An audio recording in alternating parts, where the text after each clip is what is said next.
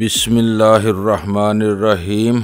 गुमनाम हीरो के मुअज़्ज़ज़ नाज़रीन, अस्सलामु अलैकुम। आइए चलते हैं कहानी की तरफ। तुम्हारा हर फैसला अटल और बहुत नप्पा तुला होता है, जिस पर किसी हरफगिरी का गुंजाइश नहीं होती। रेडियो रूम की तबाही का फैसला तुम्हारे लिए तकलीफ दे लेकिन नागुज़ीर था। आदमी को बहुत सी तकलीफ दे बातें बर्दाश्त करना पड़ती हैं। मैंने खुश्क लहजे में कहा, तुम्हारे सदा मुस्कुराते चेहरे और तलाई रो पहले सरापा के कुरब की आरजू एडमिरल समेत न जाने किस किस के दिल की हसरत बनी रही होगी, लेकिन गोलियों की गन गर्ज और लाशों की मौजूदगी में मेरा दिल तुमसे गुरेजा था। मैंने जो कुछ जतन किए वो सिर्फ तुम्हारी अशकशोई के लिए किए, क्योंकि तुम्हारी नीली आंखों में आंसू मुझसे देखे नहीं गए। तुम अजीम आदमी हो। मेरा बाजू थाम कर बोली, काश मैं किसी तरह तुम्हारे करीब रह सकूं। मैं दिल ही दिल में सुल्तान शाह को याद करके रह गया। गजाला का मिलना या सामने आना तो बाद का मामला था। इससे पहले सुल्तान ही गन बूट पर एली नूर को मेरे करीब न फटकने देता। वो खूबसूरत लड़कियों को मेरे करीब देखकर ही पूरी तरह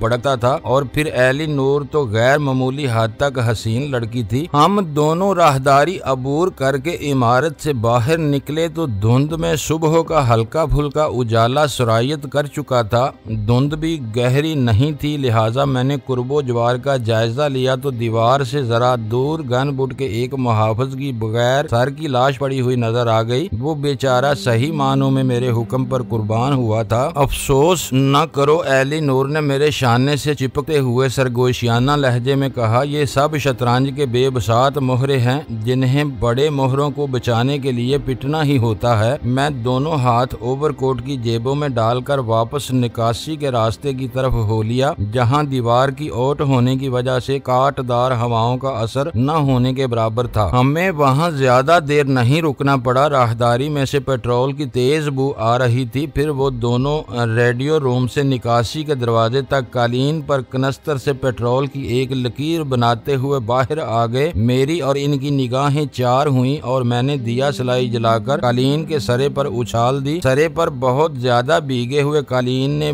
बक की तेज आवाज के साथ आग पकड़ ली और शोले पेट्रोल की लकीर पर सफर करते हुए तेज रफ्तारी से रेडियो रूम की तरफ बढ़ने लगे। शी का एक और अहम अड्डा मेरे हाथों हौलनाक बर्बादी का निशाना बन चुका था। मैं अपनी शदीद ख्वाहिश के बावजूद वहां अपनी कोई शनाख्त छोड़ने की जुर्रत न कर सका। मैं शी के बड़ों को जुटाना चाहता था कि इनके नाकाबिले तसव्वुर वसाइल के बावजूद मुझ जैसा तन्हा और बेमाया इंसान महज अपने अज़म के सहारे कैसे नाकाबिले फरामोश चरके लगा रहा था। लेकिन मेरा सुराग मिलते ही वो समझ लेते कि गन बोट मेरे कब्जे में आ चुकी थी, और वो गन बोट की तलाश में अपने सारे वसाइल झोंक कर हमें खुले समंदर में कहीं भी घेर लेते।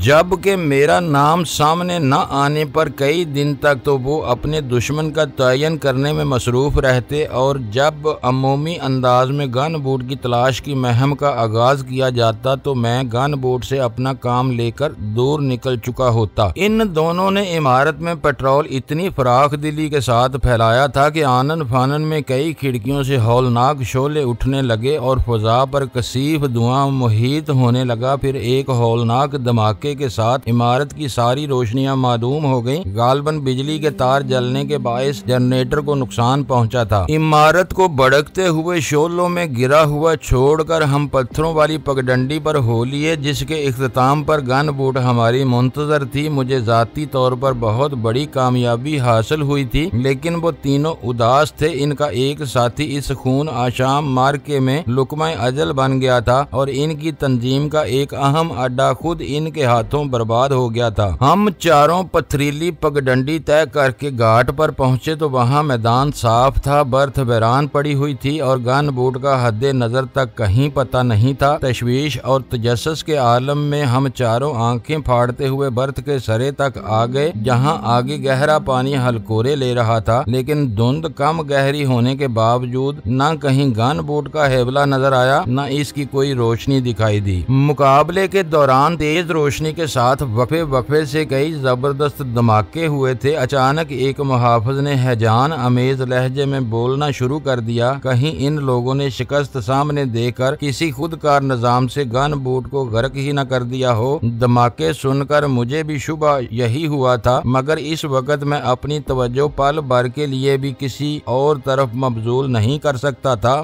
दूसरे मुहाफिज की आवाज पर यक बयक तकान गालब आ गई थी। वो धमाके हमने किए थे, इस मरहले पर एली नूर भी खामोश न रह सकी। वो 2 मिसाइल आई मैंने फायर किए थे और 2 मैंने, हो सकता है कि मेरा ही फायर भटक कर गन बूट को तबाह कर गया हो। मैंने उन्हें ये बताने की जरूरत महसूस नहीं की कि मैंने 4 धमाकों के बाद बजाते खुद अवलिनी से बात की थी और इस वक्त तक गन बूट महफूज थी। मुझे ये भी याद था कि कमांड के खतरे के पेश नजर अवलिनी ने गन बूट को घाट से दूर समंदर में हटा ले जाने की बात की थी, लेकिन फिक्र ये थी कि इस वक्त गन बूट की कोई रोशनी भी कहीं नजर नहीं आ रही थी। आखिर मैंने समंदर की तरफ घूमकर मुंह पर दोनों हथेलियों से प्याला बसा बनाकर फेफड़ों की पूरी कुव्वत से अवलिनी का नाम लेकर पुकारा और मेरी आवाज की बाज़गश्त दूर तक गूंजती चली गई। चंद सानियों तक फजा पुरतजस्सुस अमेज सुकूत छाया रहा। फिर समंदर की जानब से मेगाफोन पर एक बारी मर्दाना आवाज सुनाई दी, इधर घाट पर कौन चीख रहा है। मेरा अंदाजा था कि वो आवाज अवलिनी की ही थी। आई मैंने दोबारा इसी तरह चीख कर कहा, शनाख्त किया है। अंधेरे में मेगाफोन पर सवाल किया गया।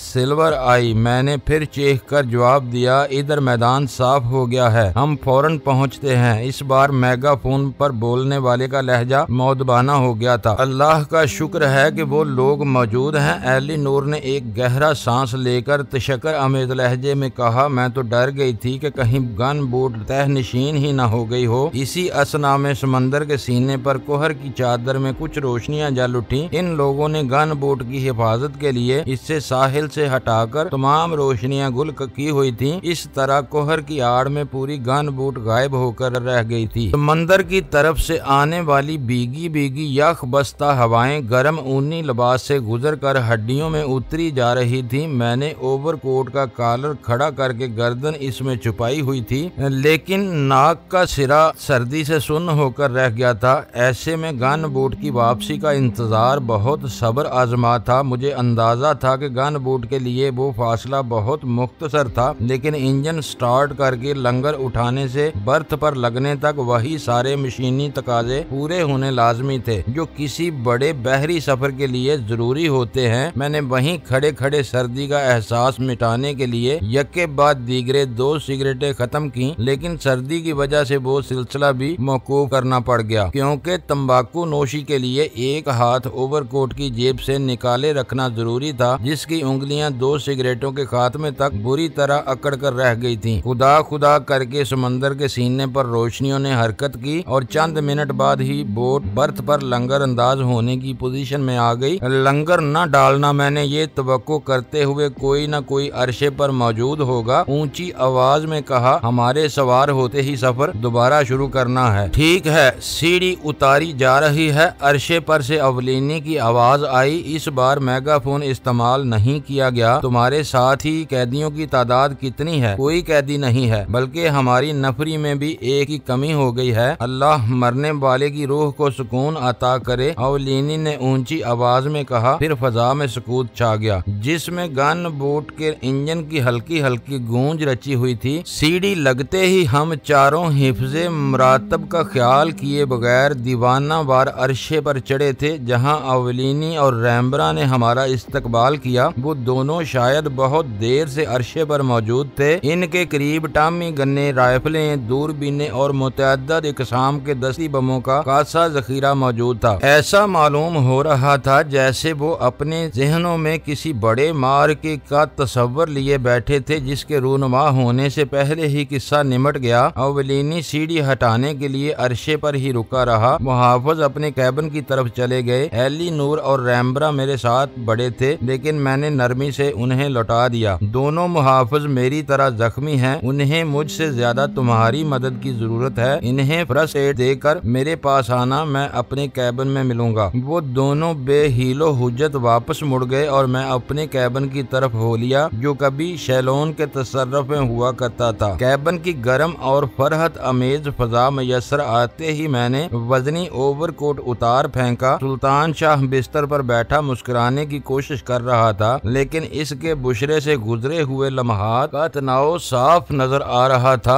इसकी मुतजस्सिस निगाहें किसी इम्कानी टूट फूट की तलाश में मेरे बदन का तवाफ कर रही थीं। मुझे यूं न देखो, मैं बिल्कुल ठीक हूँ, तुम्हारा क्या हाल है? मैंने हंसते हुए इससे दरियाफ्त किया। नए वाकयात से पैदा होने वाला असाबी तनाव मेरे हक में मुफीद साबित हुआ है। इसने खुशदिली के साथ कहा, मैं बगैर सहारे के कई कदम चलने के काबिल हो चुका हूँ। बहाली की यही रफ्तार रही तो अगले 10-12 घंटों में मैं बड़ी हद तक नॉर्मल हो जाऊंगा। ये बताओ कि तुम क्या कराए? अड्डा नीस्तो नाबूद हो गया, 5 आदमी मारे गए और ये सब इतनी खुश असलूबी के साथ हुआ कि गन बूट वालों ने उन्हें बागी समझकर कार्रवाई की और वो पूरी तरह मेरे साथ हैं। यूं समझो कि हमने अपने हक में शी के वो तमाम आदमी तोड़ लिए हैं जो गन बूट पर मौजूद हैं। लेकिन तुम कब तक इनसे काम ले सकोगे? चिम्मी लाइट पर हाथ डालने तक इन्हीं पर तकिया करना होगा, मैंने पुरख्याल अंदाज में कहा। लेकिन गन बूट ज्यादा देर तक हमारा साथ न दे सकेगी,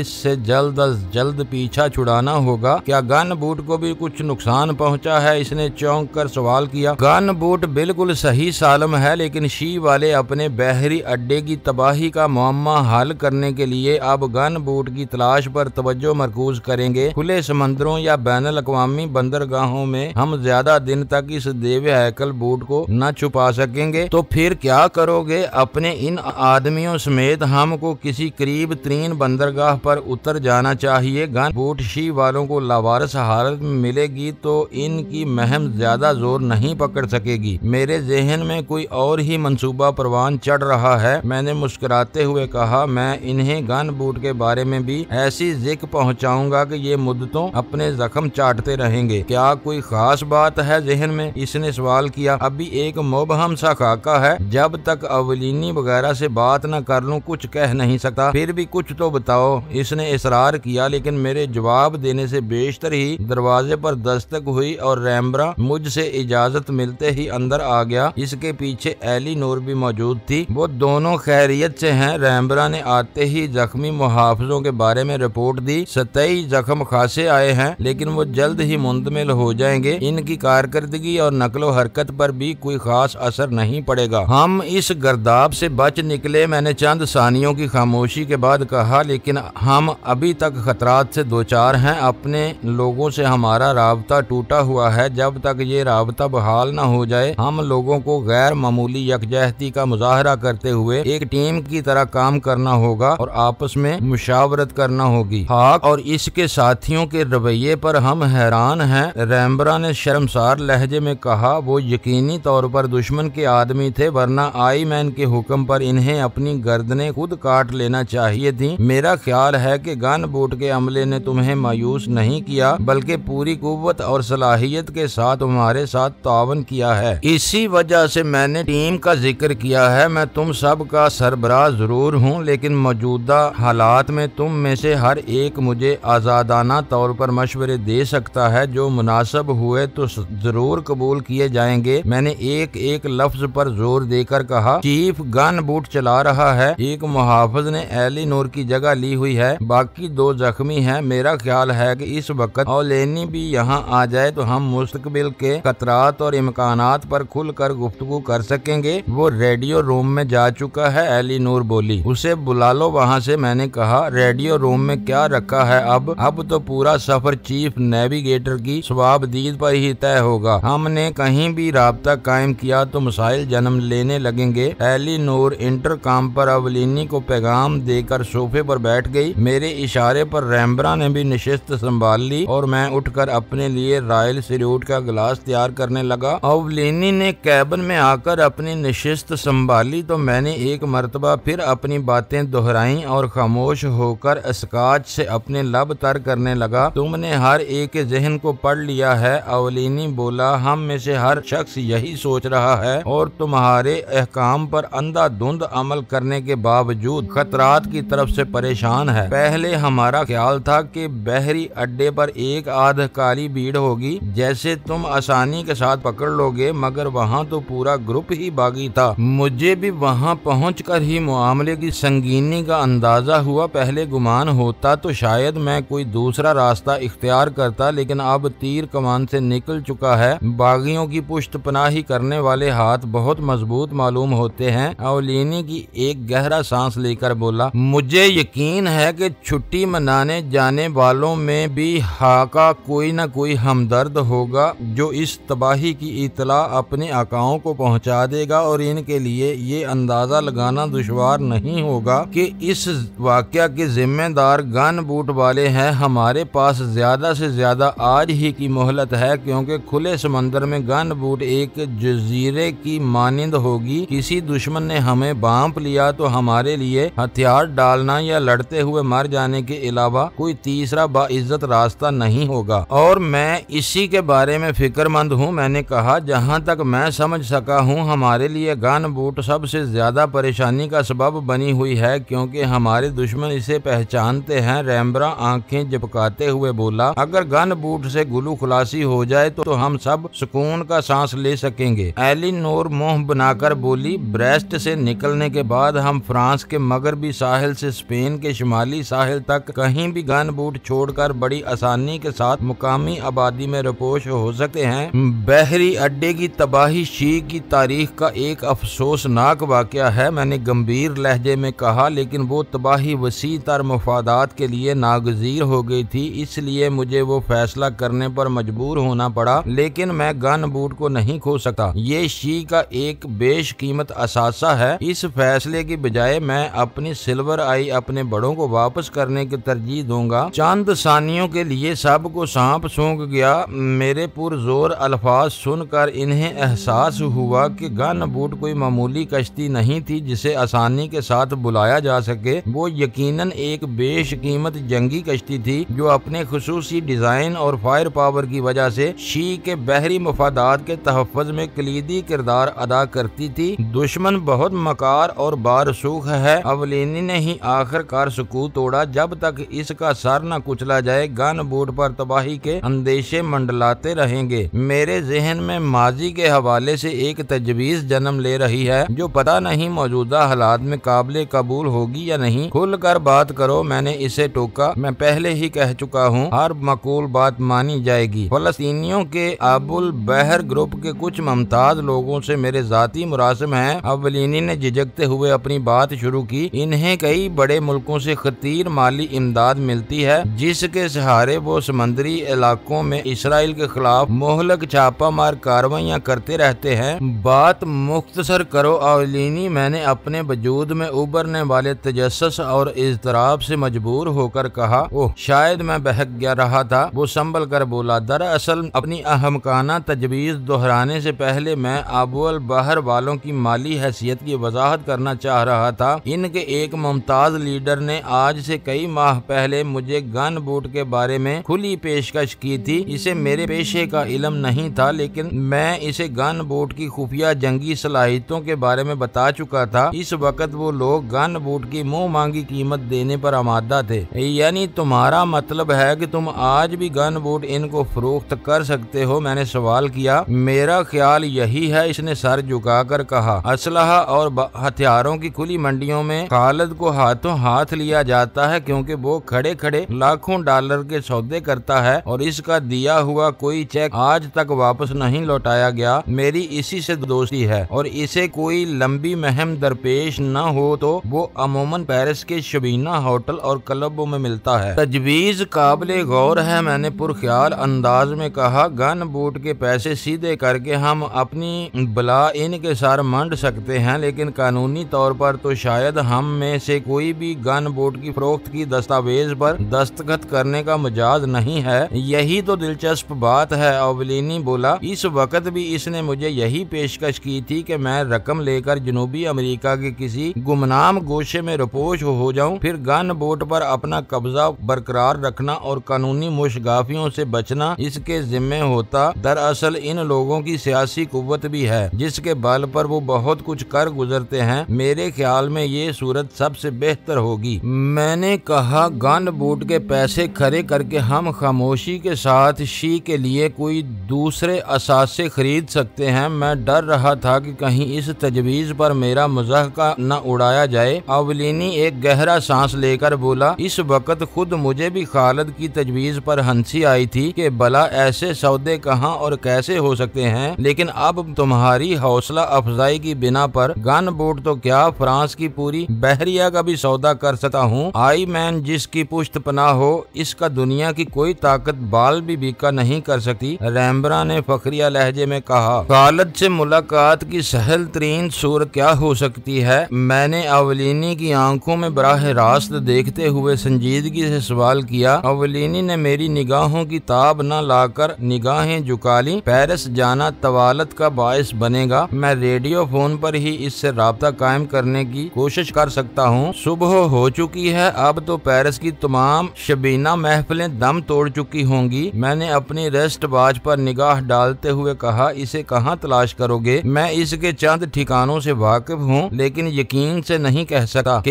इस वक्त वो कहाँ होगा। बहरहाल अपनी सी कोशिश तो कर ही सकता हूँ। जाओ, मैं बेचैनी से नतीजे का इंतजार करूंगा। मेरा इशारा पाते ही वो फुर्ती के साथ कैबिन से चला गया। तेजी से पेश आने वाले वाकयात के नतीजे में मुझ में इतनी खुद एतमादी पैदा हो गई थी कि इस वक्त तक मैं ये फरामोश कर चुका था कि मैंने खुद को इन पर जबरदस्ती मुसल्लत किया हुआ था। मुझे यूं महसूस हो रहा था जैसे मैं वाकई शी का आई मैन हूँ और वो सब मेरे महकूम। मैंने इंटरकॉम पर चीफ नेविगेटर से गन बोट की पोजीशन दरियाफ्त की तो पता चला कि हम खुफिया आबी दर्रे से गुजर चुके थे, जो धमाकों के बायस चंद बड़ी बड़ी साहिली चट्टाने टूटने की वजह से काफी कशादा हो गया था और दूर ही से वाज़े तौर पर नजर आने लगा था। अगले फैसले तक हमें साहिल से करीब रहकर महफूज बहरी पट्टी पर सफर जारी रखना है। मैंने माउथ पीस में कहा, हो सकता है कि हमें कहीं हंगामी तौर पर लंगर अंदाज होना पड़े। वैसे अब करीब 3 घाट के कितने फासले पर है? पूरी ही साहिली कश्ती रानी के शौकीनों के लिए बने हुए घाटों से भरा हुआ है। इसकी खुश्क और भारी आवाज सुनाई दी। इस तरफ कभी जाने का इत्तेफाक नहीं हुआ, लेकिन समंदर की साख्त और अपने तजर्बे की बिना पर मैं कह सकता हूँ कि हम कहीं भी आसानी के साथ साहिल तक पहुँचने में कामयाब हो जाएंगे। इन मामलात में मुझे कोई तजर्बा नहीं, लेकिन जेरे आब चट्टानों की हलाकत खेजी के बारे में बहुत कुछ पढ़ और सुन चुका हूँ। नए और गैर रवायती रास्तों पर ऐसी चट्टानें अमूमन इंसानी जान की भेंट लेती रहती हैं। समंदर अनाड़ियों को निगल जाता है और खिलाड़ियों को अपने सीने पर तैराता है। मेरी सारी उम्र समंदरों में गुजरी है। ये इलाका ऐसी खूनी चट्टानों से बिल्कुल महफूज है। ठीक है, मुझे तुम पर पूरा एतमाद है। ये कहकर मैंने सिलसिला मुनक़ता कर दिया। मैं भी जाऊं? मेरे फारिग होते ही रैम्बरा ने सवाल किया। कहाँ जाओगे? मैंने उसे घूरते हुए सख्त लहजे में पूछा और वो गड़बड़ा गया। अवलिनी का हाथ बटाऊंगा, वो बिला सोचे समझे बोल पड़ा। तन्हाई में वो बेहतीरे गलत काम कर गुजरता है। इसके जवाब पर मैं बमुश्किल अपनी हंसी जब्त कर सका और वो मेरा इशारा पाते ही वहाँ से चला गया। ये खातून यहाँ क्या कर रही है? मैदान साफ होते ही सुल्तान शाह ने उर्दू में सवाल किया। इसके पतले पतले गुलाबी होंठों पर फैली हुई मुस्कुराहट मुझे जहर लगती है। ऐसी मिठास को जहर कब से समझने लगे हो? मैंने उसका मजाक उड़ाते हुए कहा।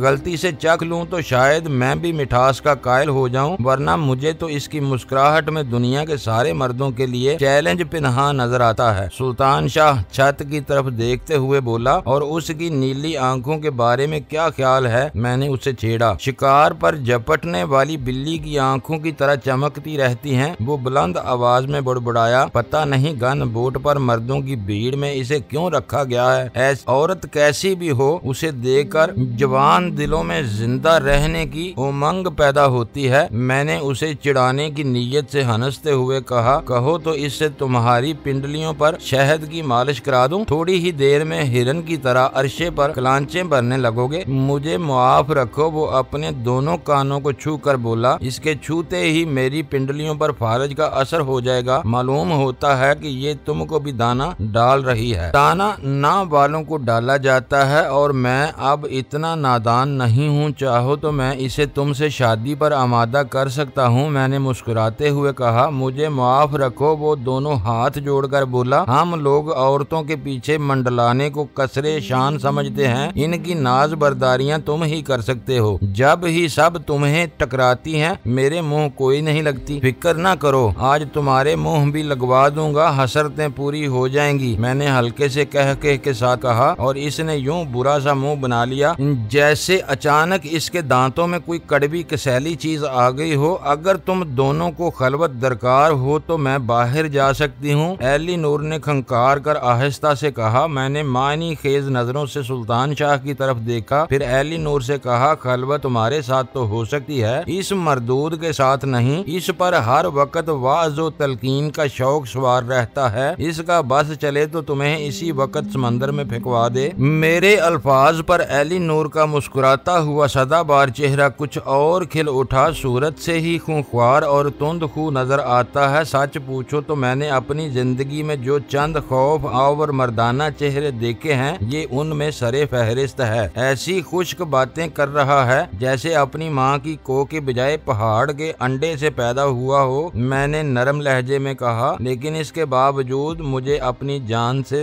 ज्यादा अजीज है। मैं ज्यादा गाढ़ी अंग्रेजी नहीं समझ सकता, लेकिन ये समझ रहा हूँ कि तुम इसके साथ मिलकर मेरा मुज़ाहका उड़ाने की कोशिश कर रहे हो। सुल्तान शाह ने बर्राई हुई मुतासफाना आवाज में कहा, लेकिन तुम लिख कर रख लो कि ये सारी हसीन तितलियां आहिस्ता आहिस्ता उड़ जाएंगी और आखिर में सिर्फ मैं तुम्हारे साथ रह जाऊंगा। जब हाथ में जुम्बश और घुटनों में दम बाकी न रहे तो सब अकेले रह जाते हैं। मैं तुम्हारे साथ मिलकर इबादत किया करूंगा, लेकिन ये ख्याल दिल से निकाल दो कि मैं तुम्हारा मुज़ाहका उड़ा रहा हूँ। दरअसल मैं इस लड़की से मुरासम बढ़ा रहा हूँ, क्योंकि ये अगले चंद रोज में हमें जिमी लाइड के किसी ठिकाने तक ले जाने वाली है। तुमने कहा था कि एली नूर के जरिए जिमी लाइड तक रसाई के मंसूबे पर ब्रेस्ट से वापसी पर गौर करोगे, तो इस बारे में क्या सोचा है? जिमी लाइड का जिक्र आते ही वो यक बेयक संजीदा हो गया। ब्रेस्ट में जो कुछ हुआ अभी तक इसके तासरात असाब पर बाकी हैं। फिर गन बूट से गुलू खलासी की फिक्र भी जहन पर सवार हो गई है। इन मसाइल के हल के बाद ही कुछ सोचा जा सकेगा। मैंने कहा, अवलिनी और रैम्बरा को कहाँ भेजा है तुमने? उसने चुभते हुए लहजे में सवाल किया और मैंने उसे गन बूट की गैर कानूनी फरोख्त के फौरी इम्कानात से आगाह करने लगा। दिन तलू हो चुका था, लेकिन सूरज निकरई और सुरमई बादलों के पीछे छुपा हुआ था, जिसकी वजह से सर्दी का एहसास बढ़ गया था। इस वक्त तक मैं कई बार अरशे पर आकर दूरबीन से समंदर का दूर तक जायजा ले चुका था, लेकिन वहाँ तहद्दे नजर गन बूट के अलावा कोई चीज मुतलातम समंदर के सीने पर मौजूद नहीं थी। इस वक्त गन बूट बहुत सुस्त रवि के साथ जनूब मशरक की तरफ फ्रांसीसी साहिल के मतवाजी सफर कर रही थी। हमारी बाएं सिमत पर काफी दूर साहिली पट्टी नजर आ रही थी और बकिया तीन एतराफ में जाग उड़ाता यख बस्ता पानी ही पानी था, जो मौज दर मौज साहिल की तरफ लपका जा रहा था। मेरे इज़्तिराब का सबब ये था कि अवलिनी काफी देर की कोशिशों के बाद पेरिस की एक आल गर्ल के फ्लैट पर सोए हुए खालिद का सुराग लगाने में कामयाब हो गया था। पहले तो वो लड़की खालिद को बेदार करने पर आमादा नहीं हुई, लेकिन उसे अवलिनी के सामने हथियार डालने पड़े। अवलिनी ने रस्मी कलमात के तबादले के बाद जब खालिद की पुरानी पेशकश के हवाले से बात आगे बढ़ाई तो इसकी नींद का सारा खुमार काफूर हो गया, क्योंकि वो इस वक्त भी गन बूट की जरूरत महसूस कर रहा था। इसकी दिलचस्पी बांपते ही अवलिनी ने उसे फौरी तौर पर मिल बैठने का मशवरा दिया था, जो खालिद ने बड़े शौक से कबूल कर लिया। पहले इसने पेरिस में ही मिलना चाहा था, लेकिन जब अवलिनी ने उसे बताया कि वो गन बूट समेत खलीज बकाए में मौजूद है और फौरी तौर पर सौदा तय करके गन बूट डिलीवर करने पर आमादा है, तो खालिद वहीं समंदर में पहुंचने पर तैयार हो गया। वो एक छापा मार जंगजू था और हर किस्म के हालात में काम करने का आदी था, लिहाजा इसने पेरिस से गन बूट तक पहुंचने के लिए 3 घंटे की मोहलत मांगी थी। मुअज़्ज़ज़ नाज़रीन, लाइक करें, शेयर करें और कमेंट्स बॉक्स में पाक आर्मी जिंदाबाद, पाकिस्तान पाइंदाबाद का नारा जरूर दर्ज करके अपने मुल्क पर फख्र करें और पाकिस्तान की बुनियादें मजबूत करने में अपना किरदार अदा करें। वीडियो देखने का शुक्रिया। मुअज़्ज़ज़ नाज़रीन, अपना ख्याल रखिएगा और हमारे चैनल का भी। ISI पाक आर्मी जिंदाबाद, पाकिस्तान पाइंदाबाद।